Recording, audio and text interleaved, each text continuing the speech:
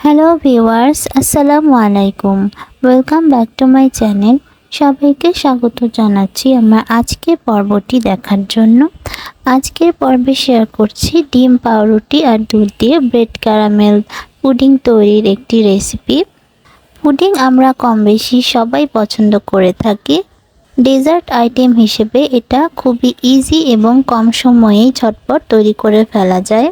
আর আপনারা যদি আমার চ্যানেলে নতুন হয়ে থাকেন আর আমার চ্যানেলটি যদি সাবস্ক্রাইব করে না থাকেন, তাহলে আপনাদের কাছে অনুরোধ থাকবে প্লিজ আমার চ্যানেলটি সাবস্ক্রাইব করে দিবেন আর পাশে থাকা বেল আইকনটি প্রেস করে রাখবেন, যাতে করে আমি নিত্য নতুন কোনো রেসিপি আপলোড দিলে সহজেই নোটিফিকেশন আপনার কাছে পৌঁছে যায়। তো আর দেরি না করে রেসিপিতে চলে যাচ্ছি। পুডিং তৈরির প্রথম কাজ হচ্ছে ক্যারামেলটা তৈরি করে নেওয়া। তো ক্যারামেল তৈরির জন্য এখানে একটি আমি ননস্টিকের ফ্রাই প্যান নিয়ে নিয়েছি। চেষ্টা করবেন ক্যারামেল তৈরির জন্য সবসময় মোটা তলানিযুক্ত কোনো হাঁড়ি ব্যবহার করতে।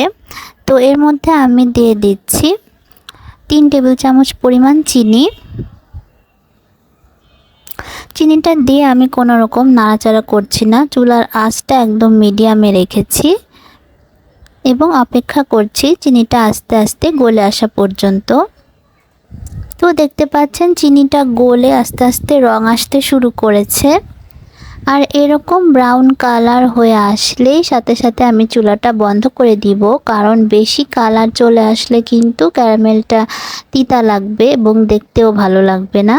তো এরকম একটা সুন্দর সোনালি কালার চলে আসলে চুলা বন্ধ করে নামিয়ে নিতে হবে এবং সাথে সাথে যে পাত্রে আমি পুডিংটা বসাবো সেই পাত্রে ক্যারামেলটা ঢেলে নিচ্ছি আর এভাবে ঘুরিয়ে চারপাশে ক্যারামেলটা ছড়িয়ে নিচ্ছি। আর এখন আমি দেখা সৌন্দর্যের জন্য এই ক্যারামেলটা শক্ত হওয়ার আগেই, মানে ক্যারামেলটা ঢালার পরপরই এর উপরে কিছু কালো কিশমিশ ছড়িয়ে দিচ্ছি। এটা একদমই অপশনাল, আমি দেখা সৌন্দর্যের জন্য করছি।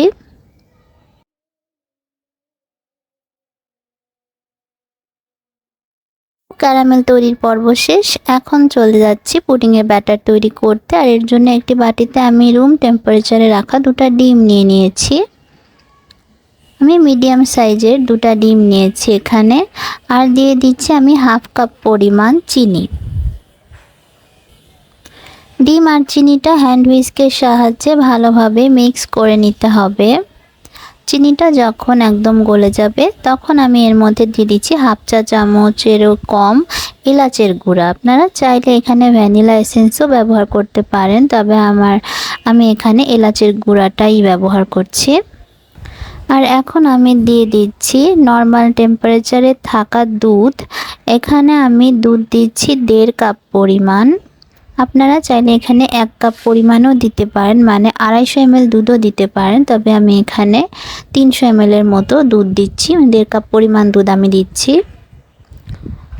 দুধটা আমার আগে থেকে জাল করে ঠান্ডা করে নিয়েছি। আমি এই দুধটা ঘন করে নিইনি, এখানে আমি গুঁড়া দুধ ব্যবহার করব।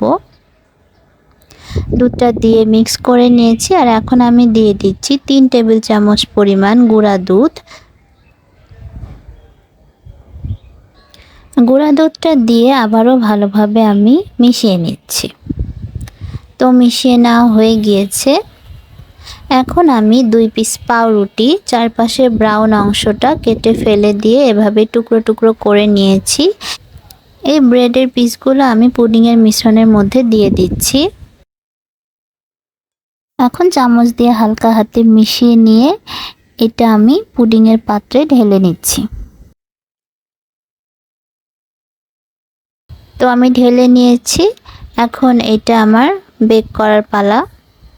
তো পুডিংটা ভাপে বসানোর জন্য এখানে আমি একটি হাঁড়িতে পানি নিয়ে নিয়েছি। পানিটা আমি গরম করে নিয়েছি। এখন এর মধ্যে একটি স্ট্যান্ড বসিয়ে আমি পুডিংয়ের পাত্রটি ঢেকে বসিয়ে দিয়েছি। এখানে লক্ষ্য রাখতে হবে অবশ্যই পানিটা যাতে পুডিংয়ের বাটির 1/3 স্পর্শ করে, মানে পুডিংয়ের বাটিটা যাতে এই পানির মধ্যে অন্তত অর্ধেক পরিমাণে বা 3 ভাগের 1 ভাগ যাতে এই পানিতে ডুবে থাকে। এখন আমি এই পাত্রটা ঢেকে দিচ্ছি আর একদমই কম আঁচে আমি 30 মিনিট ভাপে পুডিংটা তৈরি করে নিব। তো ফিরে আসলাম আধা ঘন্টা পর। এখন আমি একটি কাঠির সাহায্যে চেক করে দেখছি পুডিংটা তৈরি হয়েছে কিনা। কাঠিতে যদি কিছু লেগে না থাকে তাহলে বুঝতে পারবেন যে পুডিংটা তৈরি হয়ে গেছে। এখন এই পুডিংটা আমি একদমই ঠান্ডা করে 2 থেকে 3 ঘন্টা ফ্রিজে রেখে তারপরে সার্ভ করে নিচ্ছি।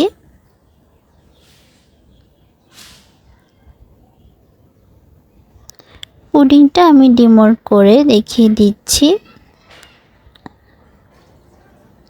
দেখতে পাচ্ছেন পুডিংয়ের ক্যারামেলের কালারটা কতটা সুন্দর এসেছে এবং পুডিংটা অনেক সফট এবং অনেক ডেলিশিয়াস হয়েছে। আমি কেটে দেখিয়ে দিচ্ছি ভিতরটা কেমন হয়েছে। তো ভিডিওটি ভালো লেগে থাকলে অবশ্যই একটি লাইক করে দিবেন এবং আমার চ্যানেলটি সাবস্ক্রাইব করে চ্যানেলের পাশেই থাকবেন। আর বাসায় তৈরি করে না থাকলে একবার তৈরি করে দেখার অনুরোধ রইল। আশা করছি ভালো লাগবে। তো আজকে এখানেই বিদায় নিচ্ছি। সবাই খুব বেশি ভালো থাকবেন। আল্লাহ হাফেজ।